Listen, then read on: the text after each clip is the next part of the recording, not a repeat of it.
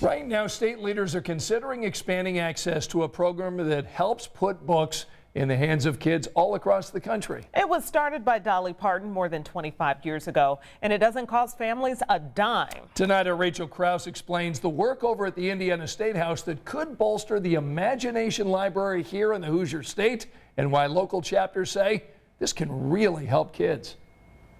I have something new to talk about. Tonight I will be going out. Inside Susan Crisafulli's office at Franklin College. The start of every happy day. A pile of Imagination Library books sit close by. We are just thrilled with the number of kids that we've been able to have an impact on. Crisafulli helped to start the Johnson County chapter of Imagination Library back in 2017. Her own kids got books like these back when they were living in Tennessee.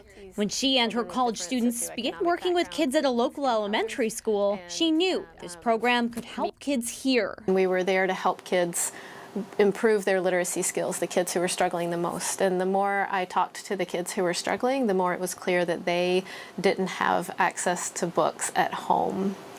And so I knew about Dolly Parton's Imagination Library. It was in the back of my mind to get it started sometime, and it just felt like it needed to be then. Over the past 5 years, Crisafulli and her fellow volunteers have grown the Johnson County chapter from 300 kids up to 3,000 kids getting books every month.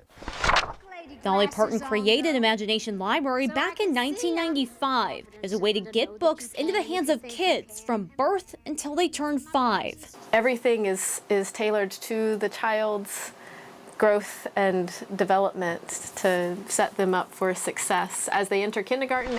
Much of that cost covered by Dolly. Local volunteer-led chapters like the one in Johnson County fundraise the remaining $25 a child a year. 1 in 10 kids nationwide get these monthly books, but in Indiana, that program isn't widespread. It's heartbreaking when a child moves to another place and they don't have a program there. Like Morgan County, for example, doesn't have one. Our next door neighbor. But that might soon change. Governor Holcomb announcing one of his priorities for the legislative session, expanding Imagination Library statewide. Neighboring states like Kentucky have already passed similar legislation, giving local chapters like the one in Louisville a much wider reach. And so with that came financial support, and that has been huge in terms of allowing us to be able to expand and get more books into the hands of more kids. A state Senate bill has already been filed to expand Imagination Library into all 92 counties, with the state picking up 50% of all costs. Papi is strong. He is a bricklayer. Crisafulli says she's hopeful lawmakers can get behind this. Our Always House. So they can get more kids reading. Who can disagree with getting books to children? The end.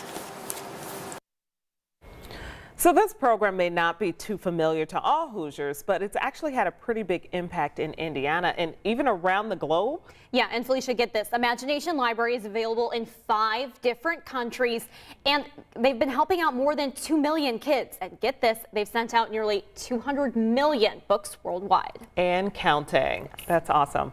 So if you want to register your child or see if there's a local chapter near you, we'll have that info on this web story. You can just head to our website, WTHR.com.